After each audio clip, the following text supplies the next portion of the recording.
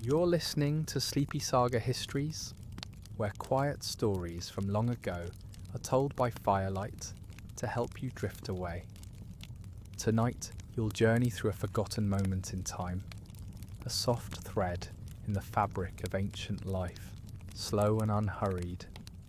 Let the day fall away, your breath slow, and if this story keeps you company, you're always welcome back to the fire. The sun rises slowly over the city of Rome. Its light touches the tiled roofs first, then spills across alleyways and courtyards, illuminating the marble columns of patrician villas and the crowded insulae of the poorer districts. The city stirs with a kind of reluctant breath, as if stretching after a long night of smoke and silence. Below this waking city, in its hidden corners and echoing corridors, the world of Roman slavery begins another day.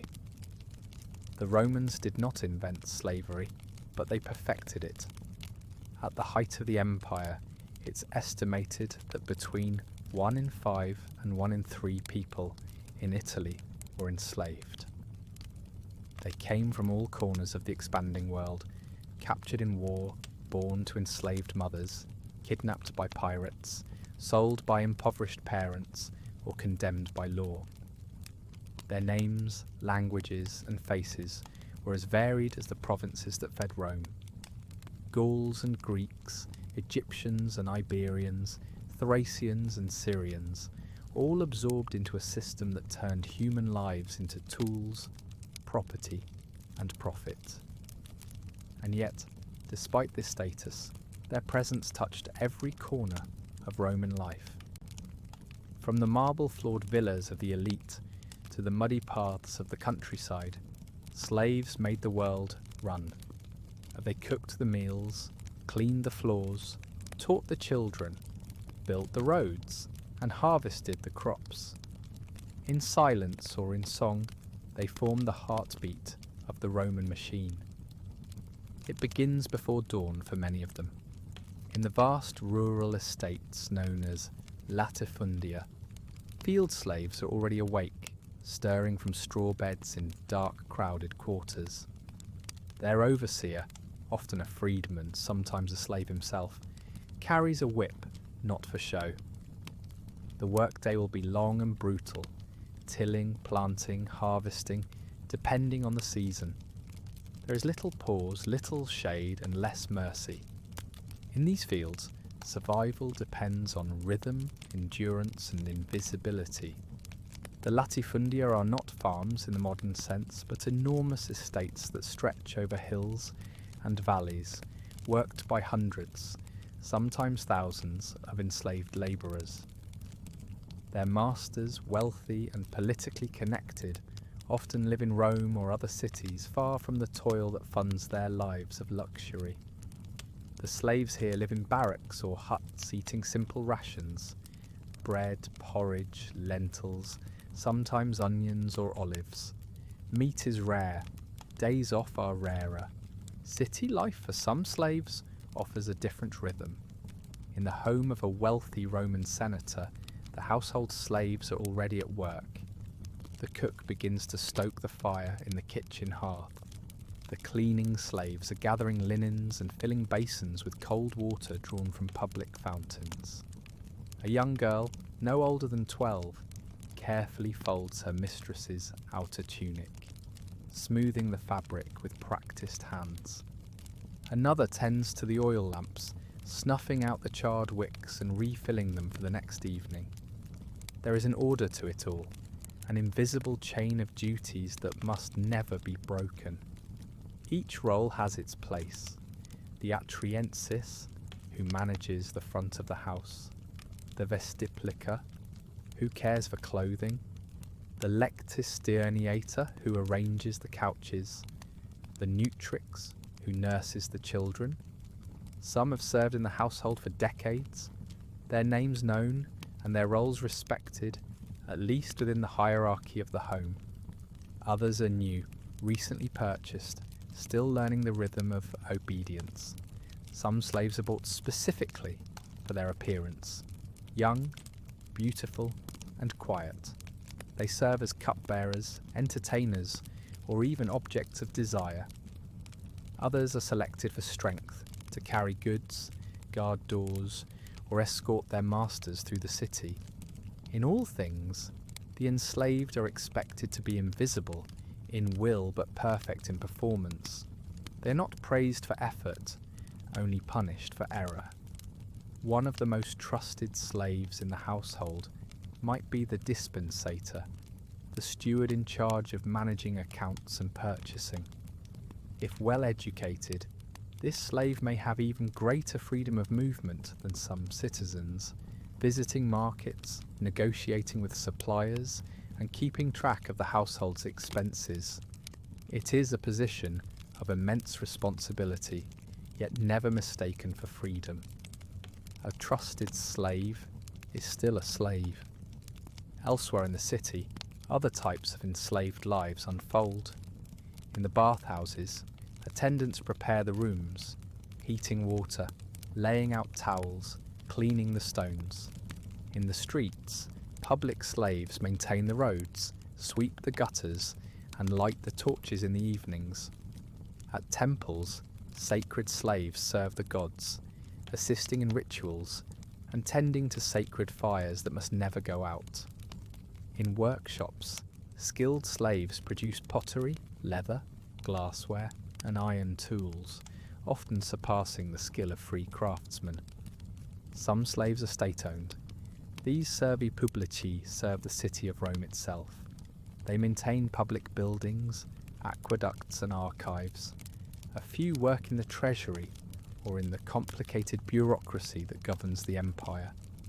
Their status is slightly different from private slaves, and sometimes slightly better, but only slightly.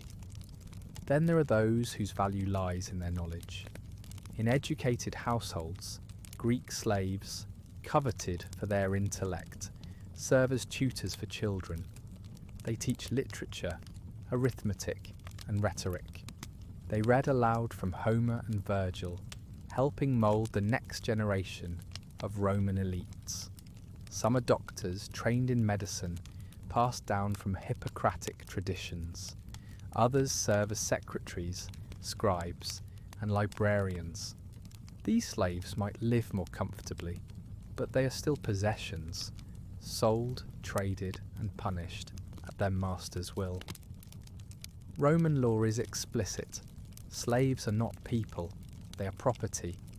They may not own anything, may not marry, may not testify in court unless tortured. And yet, within these confines, many live full and complicated lives. They form bonds, share stories, sing songs in their native languages. They celebrate births and mourn losses, often in private rituals that blend Roman customs with memories of their homelands. Some masters are kind or at least indifferent. Others are cruel.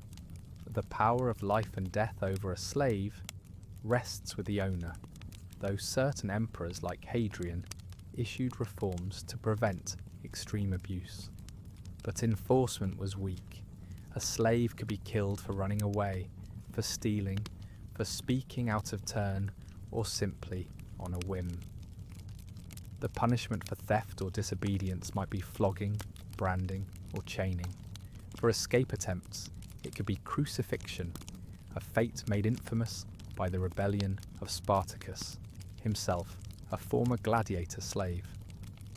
After his defeat, thousands of his followers were nailed to crosses along the Appian Way, their bodies left as warnings.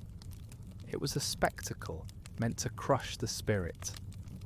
Despite this, resistance took many forms. Some slaves ran away, though few succeeded. Others practiced subtle sabotage, breaking tools, working slowly, whispering discontent. Some left behind graffiti mocking their masters. Others found refuge in religion. The mystery cults of Isis, Mithras and Cybele offered spiritual comfort to the powerless, promising secret knowledge and future reward. And in the early centuries of the empire, a small and persecuted group of Christians began to offer a different vision of dignity, one in which even slaves were seen as souls. As the morning passes into afternoon, the city becomes loud with business. Slaves accompany their masters through the forum, carry litters, guard entrances, or simply wait, silent, motionless, watching. Some are dressed finely, indistinguishable from free-born attendants. Others wear plain tunics with belts, marked with identifying tags if they belong to merchants or traders. At the markets, slaves are bought and sold openly. A healthy male labourer might fetch a high price, a skilled artisan even more. Children are often cheaper, but valued for their potential. Advertisements list ages, skills, origins, sometimes even temperament. Rome is not the only place where slavery flourishes. Across the provinces in Gaul, Africa, Asia Minor and beyond, Roman households replicate the same patterns. In provincial villas, country estates, army encampments and port cities, the same lives unfold. The language may differ, but the reality is the same.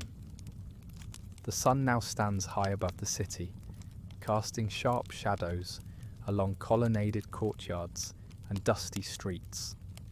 In the heat of the Roman afternoon, a moment of sluggishness settles over the city. But for slaves there is no respite. While free citizens might retreat indoors, enjoy a light meal, or recline on couches with a cup of watered wine, the enslaved remain in motion. In the wealthier villas, slaves prepare the midday prandium. It is not an elaborate affair, perhaps cold meats, bread, cheese, fruit, but it must be served precisely. Platters are arranged, wine diluted to preference, napkins folded. The dining room, or triclinium, must be pristine, its couches arranged with symmetry, incense burning gently to cover any scent of the summer heat. Slaves do not eat at the same time, nor in the same space. Their meals are snatched between tasks, taken standing in kitchens or shaded corners, watched always by a steward or fellow servant. Elsewhere, slaves busy themselves with errands. In the narrow alleys behind the markets, cooks' assistants barter for olive oil, grain, fish, and fresh herbs.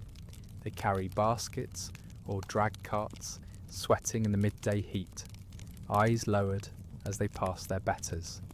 Some wear iron collars inscribed with warnings.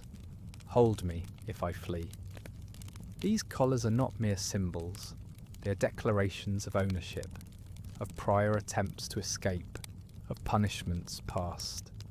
Craftsmen slaves work in their masters' shops, pounding bronze, weaving cloth, carving ivory.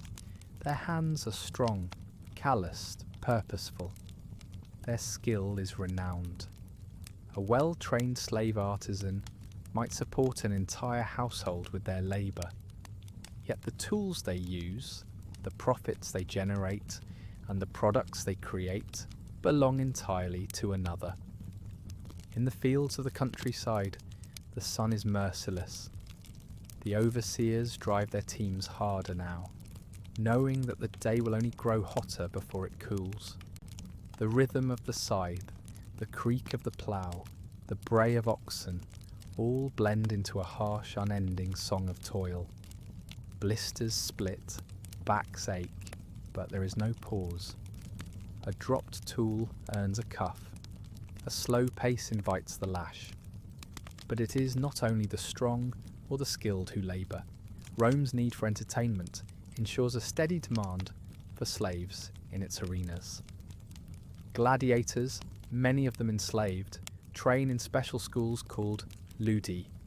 These men, some captured in war, others condemned criminals, are both feared and adored. Their lives are brutal, yet strangely celebrated. A successful gladiator may earn fame, favour, even eventual freedom. But most die young, blood soaking the sands while crowds cheer overhead. For women, the burdens are different, but no less heavy. Female slaves in elite households may serve as hairdressers, seamstresses, or companions. They're expected to be silent, graceful, and ever ready. Their proximity to mistresses or masters does not guarantee safety. Often, it increases danger. Exploitation is common, and protest is not tolerated. Others work in more brutal conditions, in laundries, called fulonakai, where garments are cleaned with a mixture of water and urine, trodden underfoot for hours. The acrid stench clings to skin, clothes, lungs. Still others work in tanneries, dye works, or mines, places where even free workers hesitate to go. In the silver mines of Hispania, slaves work until their bodies fail. They rarely live past their 20s. But among all these lives, bonds are formed. Slaves talk in hushed tones while scrubbing floors or preparing meals. They exchange glances of sympathy when a punishment is dealt unfairly. They share stolen figs, whispered songs and memories of other places. Friendships grow. Sometimes love does too. Though forbidden to marry legally, slaves often form unions, private, unrecognised, yet no less meaningful. Children born of such unions are born into slavery, yet they carry their parents' hope. In quiet corners, lullabies are sung in tongues long forgotten by Rome. Afternoon deepens. In villas and insulae alike, slaves ready themselves for the evening meal. Cena, the most important of the day. In elite households, Cena is an elaborate ritual of consumption and status. Multiple courses, appetizers, fish, meats, stews, desserts, are planned and executed with military precision. The cooks, many of them highly trained, are artists of the palate. Their assistants, however, work furiously behind the scenes, chopping, stirring, hauling, and tasting on command. Guests arrive. Slaves greet them, take their sandals, wash their feet, and offer wine diluted just so. Others circulate with trays of food and drink. Entertainment begins. Musicians, dancers, poets, sometimes acrobats or jesters. Many are slaves. Their performances must delight. A missed note, a stumble, even a nervous glance might provoke ridicule, or worse. Slaves are not merely silent servants in these gatherings. They are eyes and ears. They hear conversations about politics, scandal, ambition. Some are trained to observe, report, manipulate. A clever slave may gain power not through rebellion, but through attention. Yet such power is always borrowed and always fragile. In the cramped rooms of the poor there is no feast. Freedmen and labourers share coarse bread, lentils, maybe fish. Slaves in these households work side by side with their masters, sometimes indistinguishable from them. In many respects their lives are just as hard. A shopkeeper's slave might serve behind the counter by day and sleep on the floor by night. A laundress might rise before dawn to haul water and scrub, then return late to a space barely large enough to lie down. Still, in these more modest homes, the barrier between slave and master sometimes blurs. A trusted slave might manage the shop. A faithful nurse might raise generations. And when a slave is freed, by purchase, reward, or the master's will, he or she often remains attached to the household. Now a libertus or liberta, taking their former master's name and owing them formal loyalty. Manumission, the granting of freedom, was a Roman institution as complex as it was symbolic. A slave could be freed in various ways: in the master's will, by formal ceremony, before a magistrate, or even informally in daily speech. Once freed, the individual gained limited citizenship, the right to marry, own property, and pass wealth to heirs. Many freedmen rose to considerable prosperity, especially those with marketable skills or connections. They built tombs, funded public works, and even held minor offices, but they never forgot their origins, and society never quite let them. Evening approaches, lamps are lit, oil wicks flicker in the dusk, casting soft shadows on painted walls. In temples and shrines, small rituals take place. Some slaves attend, if their duties permit. The household gods, the Lars and Penates, receive offerings.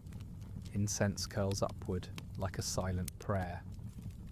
In private, many slaves pray to other gods, deities of their homeland, foreign powers, or mysterious cults. The rites of Isis, brought from Egypt, offer comfort to the suffering.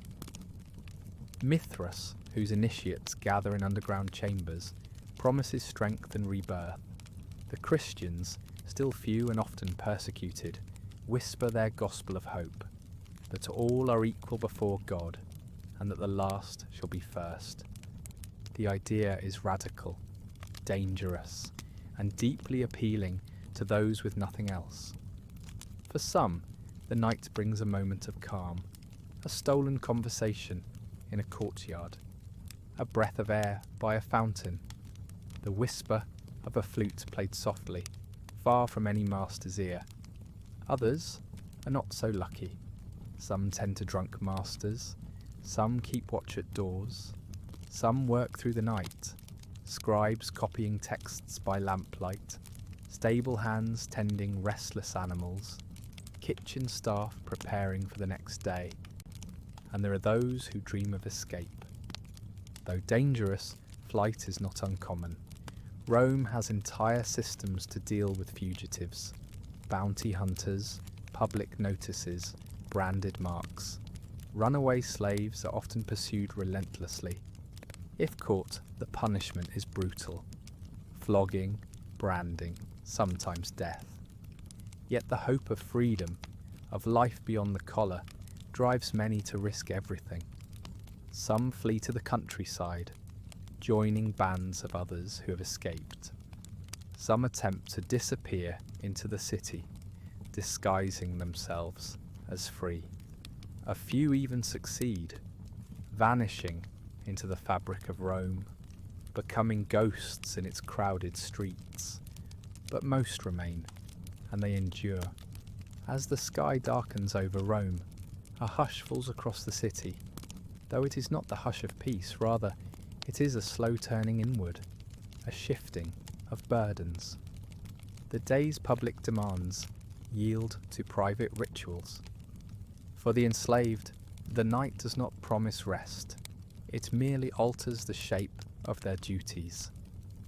In the grand houses of senators and equestrians, the evening meal lingers. Guests recline longer now. Wine flows more freely, and laughter grows looser, less guarded. Slaves remain invisible, yet ever present, refilling cups, clearing platters, soothing frayed tempers, anticipating the next whim. A spilled drink or a dropped tray might provoke a snap of fingers or the back of a hand. In some cases, worse. The power wielded at a Roman scena could be absolute, and drunkenness only sharpened the sting of that authority. Once guest departs, the clean-up begins. The servants move in a quiet flurry, scraping leftovers into bins for animals, wiping surfaces, folding linens, banking the fires. In some households, the same slaves who served with smiles are now scolded for crumbs left behind, or wine stains on the mosaic floor. Perfection is expected, yet never sufficient. Within the sleeping quarters, further rituals unfold. The mistress may demand a bath, scented oils, the combing of her hair. The master might expect company, and this too falls within a slave's duties. For the unfortunate few who are considered personal property in the fullest sense, the night brings no sanctuary. Enslaved women in particular face the cruel convergence of power and privacy. No laws protect them from violation. No complaints will be heard. Their names are not recorded in histories, yet their lives, their pain, their endurance form the unspoken undercurrent of the Roman household. Far from the glittering domus, in the creaking tenements of the Subura, slaves light tallow candles and slip into shared pallets. Some doze where they work, in corners of kitchens, beside shop doors, atop storage cellars. Others share space with rats and roaches, grateful only for the cessation of commands. These slaves may be closer to their masters in class, but are still far from freedom. A freedman who owns a bakery may treat his apprentice no better than a patrician treats his footman. Status is a ladder, and every rung is fiercely protected.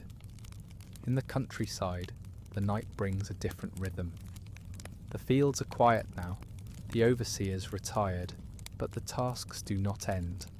Animals must be fed and locked in. Tools must be checked and secured. The fields must be walked, torches in hand, to watch for thieves or wild animals. A sick ox, a broken gate, an unexpected storm. Any of these can summon a slave from fitful sleep to hours of labour. Yet even in these dark hours, something else stirs, something older than chains, deeper than discipline. Memory, identity, faith. Huddled around low fires, slaves speak softly in tongues unfamiliar to Roman ears, Gaulish, Punic, Thracian, Greek. They murmur songs from home, tell stories of rivers and gods that Rome has never named. Some carry talismans tucked in tunics, carved bones, bits of amber, tiny figures made of clay. Others draw protective symbols in the dust or whisper prayers to spirits their grandmothers once invoked.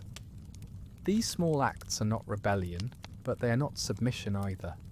They are the preservation of self. Slavery strips a person of many things: freedom, autonomy, recognition. But the inner world often remains intact. A slave can know things no master understands. How to coax life from stubborn soil. How to weave without a loom. How to doctor an infection with herbs found near a stream. How to survive the lash, the silence, the indignity, and still rise before dawn to serve again. And so they do. Night turns. Somewhere in the city, a child stirs, crying out in fear. A slave rises to comfort them. Somewhere else, a door is opened, a lamp lit, a robe fetched. In a villa outside Pompeii, a man awakes sweating, dreaming of war. His old Greek tutor, once a philosopher, now a servant, sits by him, explaining that dreams are only the mind unshackled for a moment. That man will nod and forget. The tutor will remember and keep remembering. Among slaves, age does not always bring rest. The elderly continue to work if they can. In the fields, old men stoop low to pull weeds or carry water. In the kitchens, women whose hands tremble are still expected to chop vegetables, tend embers, polish silver. There are no pensions in slavery, no gentle retirement, only the slowing of limbs, the dimming of sight, the hush of approaching death. And when death comes, it arrives without grandeur. A slave who dies may be buried in a mass grave, their body thrown alongside others, unnamed and unmourned. Or they may be cremated with cheap wood, their ashes placed in a simple urn, if any container at all. Some owners are kind enough, or proud enough, to allow for small funerals, modest tombstones. These stones often bear inscriptions like Servus Fidelis, a faithful slave, or bene merenti, to one who deserved well. The epitaphs are brief. The lives they represent were long in hardship. Yet slaves do not vanish entirely. They are remembered by those who lived beside them, who shared bread and blows and whispered fears. A slave woman may live on in her daughter's memory. A stable boy's name may be scratched into a wall long after he is gone. Sometimes a freedman will commission a statue to honour a former friend, to Marcus, who laboured with me and never faltered. Freedom for some is the only legacy that endures. Manumission could be earned through years of good service, or purchased with carefully hoarded coin, if the master permitted it. Some slaves entered into agreements called peculium, wherein they were allowed to keep a portion of their earnings. A slave who ran a shop, worked as a tutor, or served in the imperial household might slowly amass enough to buy their freedom. But always, the master held final say. The law granted no right to self-redemption, only permission. Still, many masters did free their slaves, sometimes out of genuine affection, other times for social prestige or religious merit. A freed slave often remained tied to their former master as a client, offering services, loyalty, or a portion of earnings. But they now possessed something immeasurable, the right to be their own person, to own land, to marry legally, to pass wealth to children. Some rose high. Wealthy freedmen built tombs grander than their former masters. They funded games and spectacles, joined priesthoods, influenced local politics. A few became symbols of the social mobility Rome prided itself on, even as it clung to rigid hierarchies. Others found quieter freedoms. A former household slave might open a bakery. A seamstress might run a workshop, her daughters beside her as apprentices, not servants. These lives, though modest, were full of choices previously denied. And sometimes the children of freed slaves achieved what their parents could only imagine. They became scholars, merchants, even senators.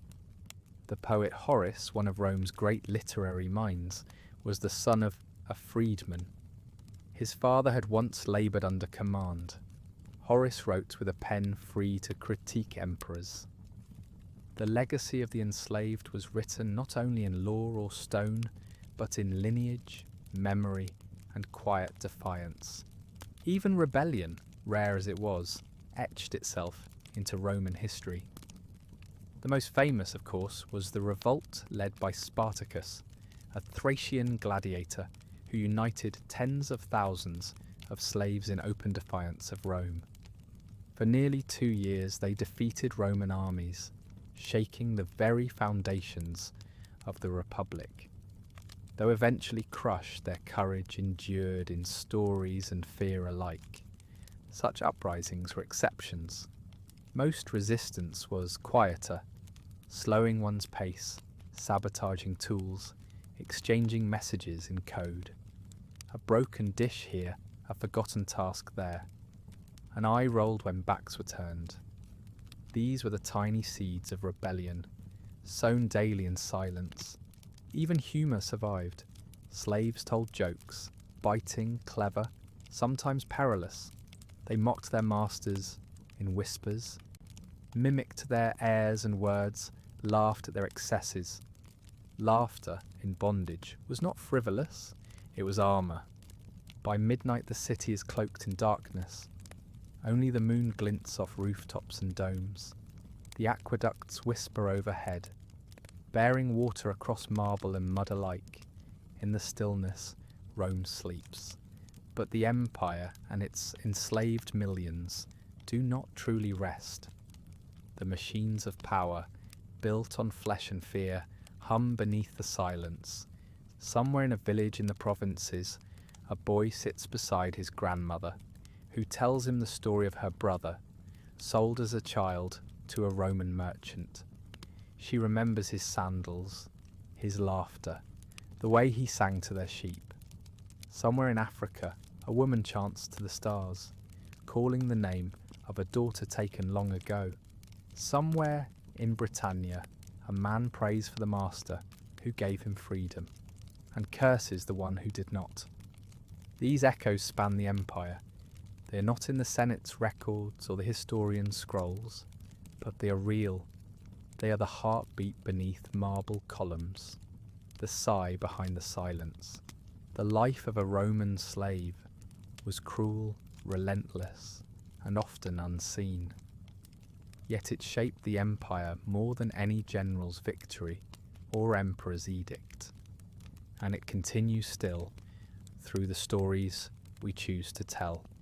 The first light of dawn again touches the rooftops of Rome, beginning another cycle of endless days for those enslaved within its vast grasp. The rhythms established long ago pulse forward, work, servitude, endurance, but the lives beneath the surface hold complexities rarely seen or understood. In the city, the morning bustle grows as markets open and citizens prepare for business. Slaves are everywhere, blending into the background, yet indispensable.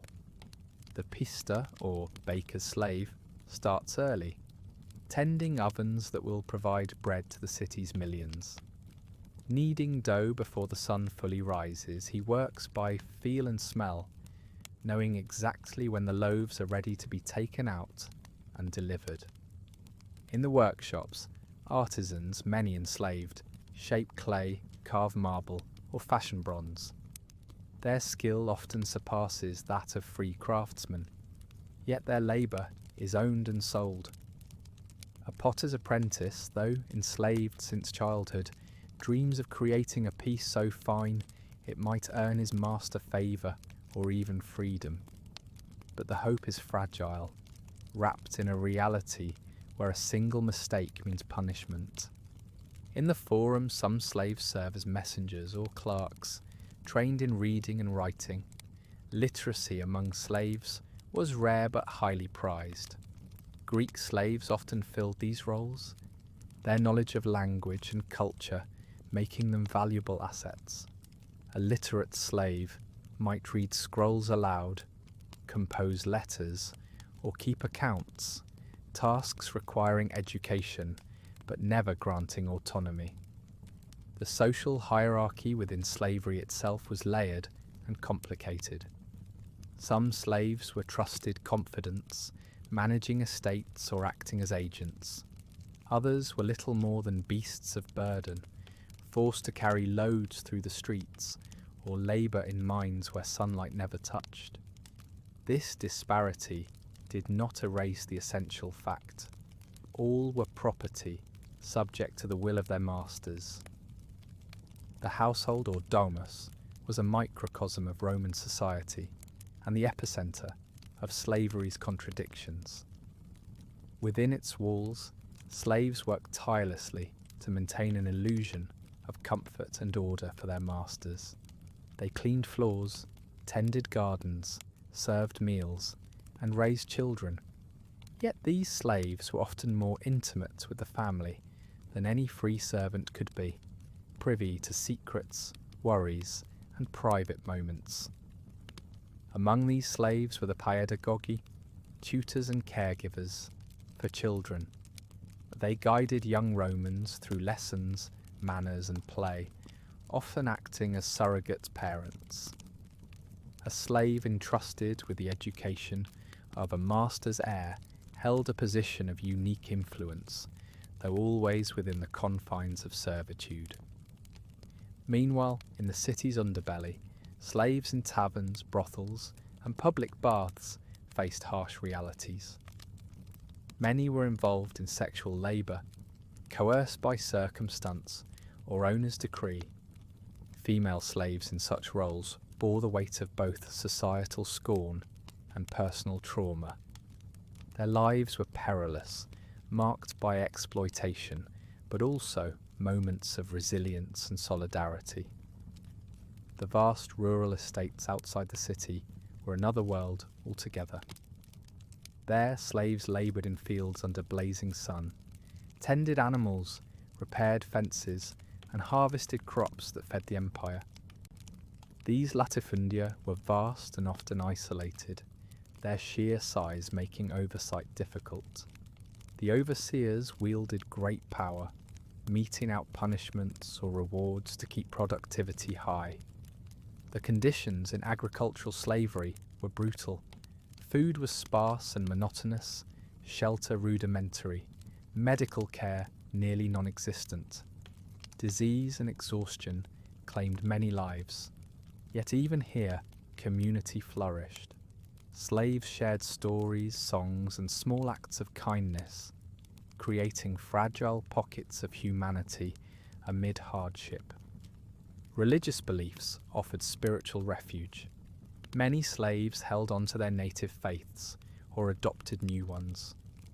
The cult of Isis, with its promise of salvation and equality, attracted many enslaved women.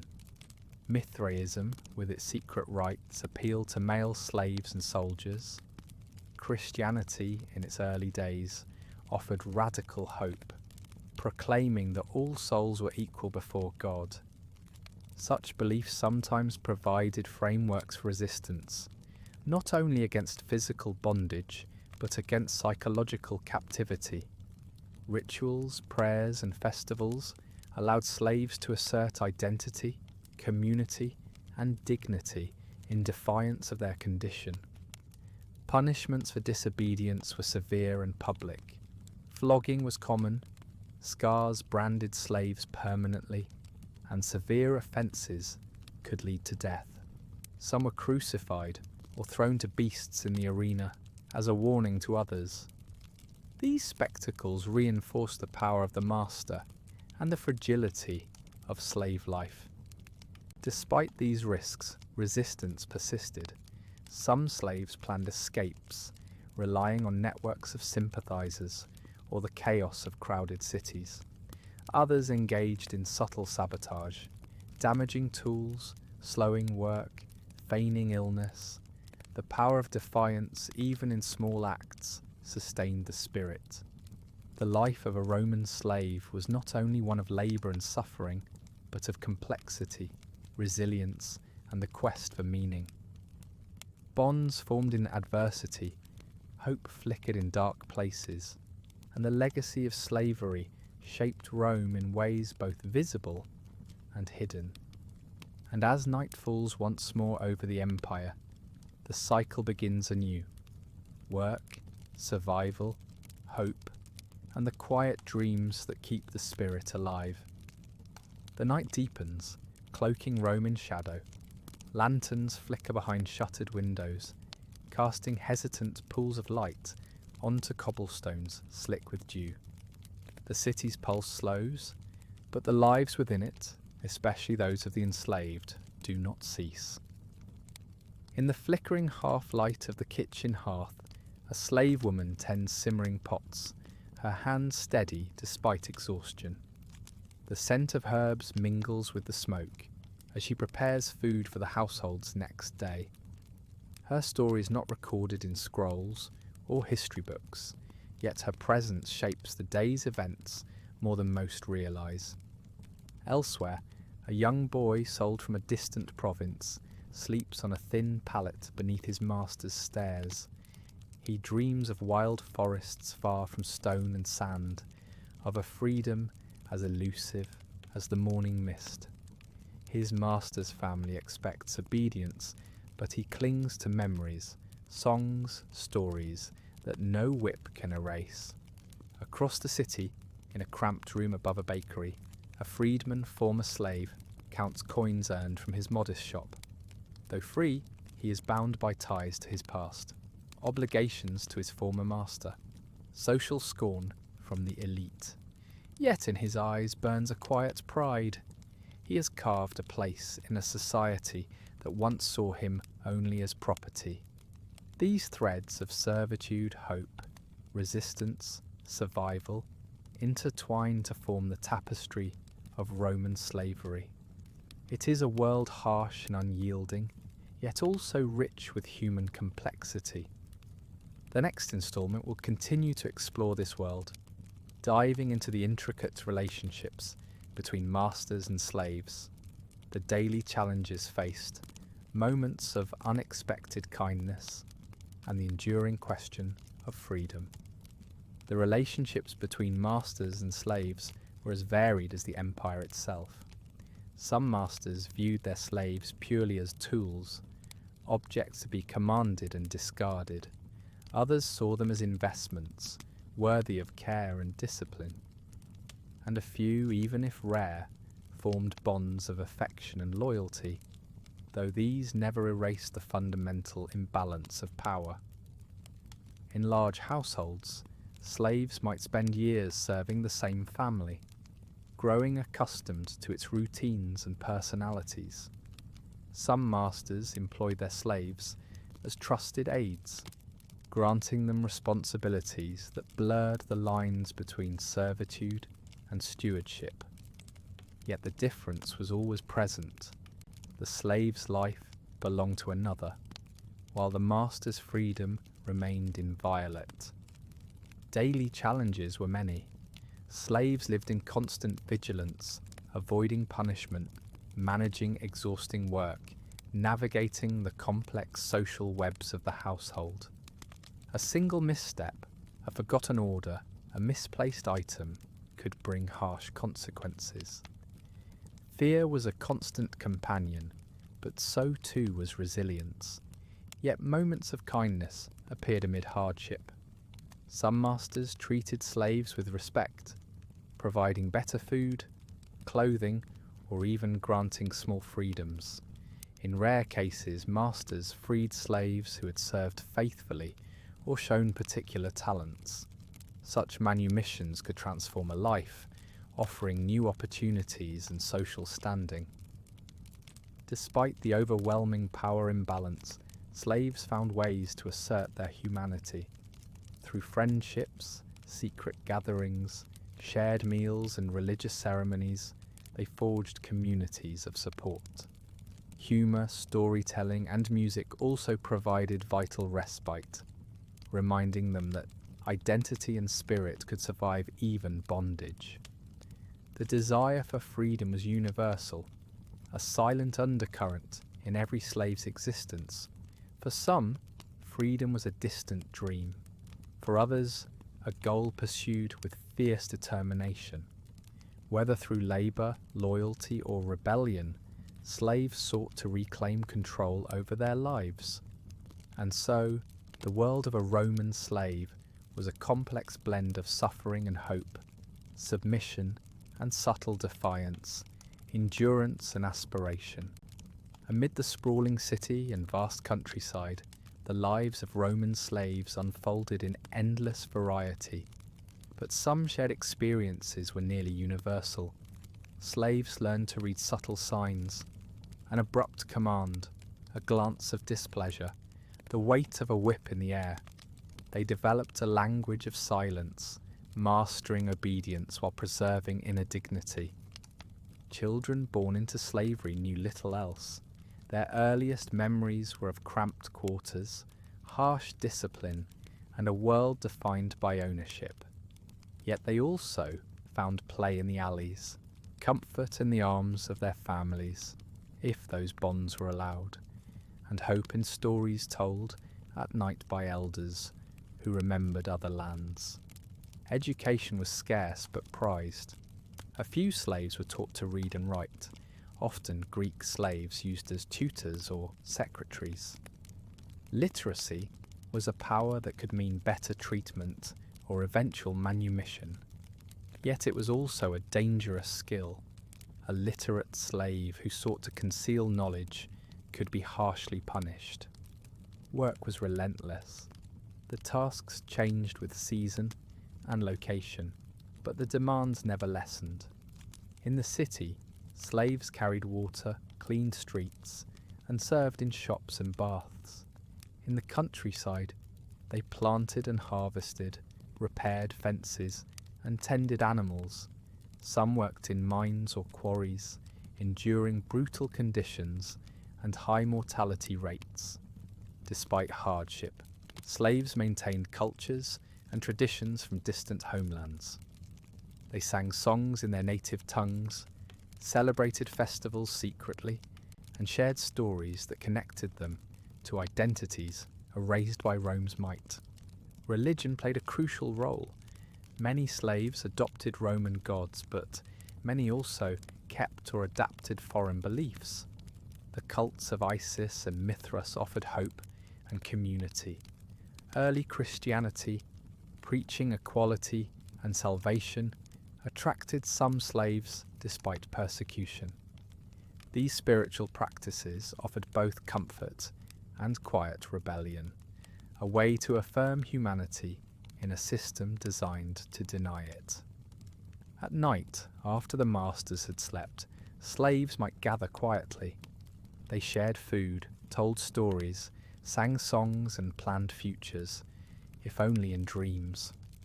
These moments of solidarity sustained them through the endless days.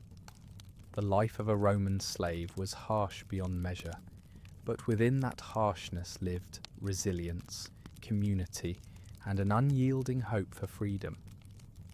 The world of Roman slavery extended far beyond labour and punishment. It encompassed a rich, though often hidden, tapestry of relationships, traditions, and survival strategies. Among the many roles slaves played, some became specialised artisans, their skills so valued that masters took pride in their work. Potters, weavers, metal workers, and glass makers created objects that adorned the homes of Rome's elite and spread across the empire. Their expertise was sought after, yet their bodies and talents were still the property of others. The complexity of these relationships could be seen in the varied treatment slaves received. A master might punish a servant harshly one day, only to entrust him with the care of children the next. Loyalty and fear were intertwined, creating fragile bonds of trust that balanced precariously on the edge of power and submission. Household slaves often served as intermediaries between masters and other slaves. They carried messages, supervised work, and maintained discipline. Such positions brought greater responsibility and sometimes relative privilege, but they also made these slaves targets of resentment from their peers. Social mobility within slavery was rare but not impossible. A favoured slave could be freed and become a libertus, joining the ranks of freedmen who navigated Roman society as former slaves. Freedmen could marry, own property, and conduct business, though their status remained distinct from freeborn citizens. Their children, however, would be born free, opening doors to full citizenship. Despite these possibilities, the majority of slaves lived and died in bondage. Their stories often lost to time, surviving only in fragments, graffiti scratched on walls, brief mentions in legal texts, or the echoes of revolt. The legacy of slavery permeated Roman culture and society. It influenced economics, family life, religion, and law. It shaped the empire's foundations as much as its grand architecture and military conquests. In reflecting on the life of a Roman slave, we confront not only the brutality of bondage, but also the enduring strength of the human spirit.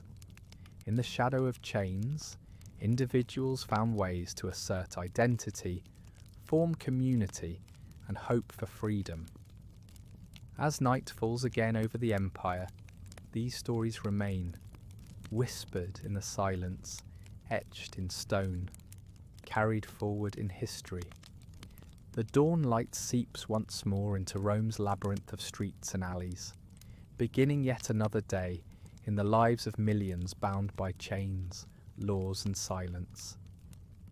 The city stirs as masters prepare to leave for the Senate or the Forum, their slaves already hard at work, shaping the world behind the scenes. In bustling markets, slaves carry goods, barter with vendors, and tend to customers under watchful eyes. Their labour fuels the economy of Rome, invisible to most but essential to all. Behind counters, in workshops, and on construction sites, slaves build the empire, brick by brick, loaf by loaf, garment by garment. The experience of each slave varies widely. Some serve as educators, secretaries, or artisans, skilled and respected within their constrained roles. Others endure the cruelest of fates, forced labour in mines, harsh agricultural toil, or the brutal arenas where lives are wagered and lost. Yet amid the hardship, moments of tenderness arise. A master might show unexpected kindness. A slave might find friendship or love. Children born into slavery might grow up dreaming of freedom, passing those dreams to their own offspring. Rebellion and resistance, though dangerous, were never absent.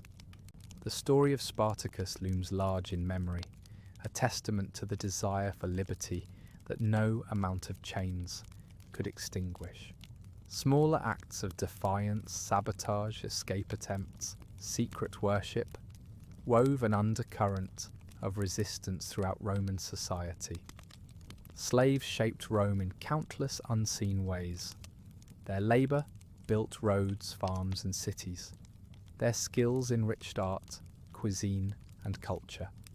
Their endurance allowed the elite to live lives of luxury and power. And while history often records the deeds of emperors and generals, the true foundation of Rome was the lives of those who lived and died enslaved. As the sun rises again, the cycle begins anew. Work, endurance, hope, and the quiet courage that sustained a people. As the day closes and shadows stretch long across the empire, the life of a Roman slave reaches another quiet pause. The city breathes a weary sigh, the fires dwindle, and the sounds of labour fade into stillness. Yet the story, the vast, tangled human story, lingers on. Slavery in ancient Rome was not merely an institution. It was a complex reality that touched every corner of life. It was a system built on power and possession, but inhabited by people who laughed, loved, suffered, and dreamed. It was a world where identity was often denied, yet fiercely preserved, where oppression bred both despair and hope, where chains bound bodies but never completely silenced souls. The enslaved carried the weight of an empire. Their hands tilled the soil, shaped the stone, and served the tables of the mighty. Their resilience wove through generations, their stories etched in the margins of history. Though often invisible, they were the lifeblood of Rome. We can never fully recover their voices, but we can listen. We can remember. We can honour their endurance by telling their stories with care and compassion. So tonight, as you drift toward rest, let the echoes of these lives remind you of the strength found even in the darkest places. May their courage and hope linger gently in your dreams. Good night.